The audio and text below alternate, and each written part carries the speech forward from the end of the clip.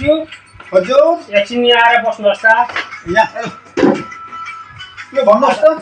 अच्छा म तपाईँलाई के अरे एउटा मैले बक्सी दिँदैछु 1 बोतल रक्सी। के को लागि? के को लागि भने अब हेर्नुहोस् न, अब यत्रो भिडियो गर्छु हजुर मैले एउटा कसैले के अरे लाइभ दिँदैन, त्यसकै लागि तपाईँलाई म आफूले गर्दैछु त्यसको बारेमा। हजुर अच्छा यसको कारण म बुझाउनेछु। तपाईँ भिडियो गर्नुहुन्छ होइन? हजुर तपाईँले जति बेला भिडियो हाल्नुहुन्छ बिहान को 4 बजी उठेर तपाईँले भिडियो आफ्नो मोबाइलमा अपडेट गर्नु।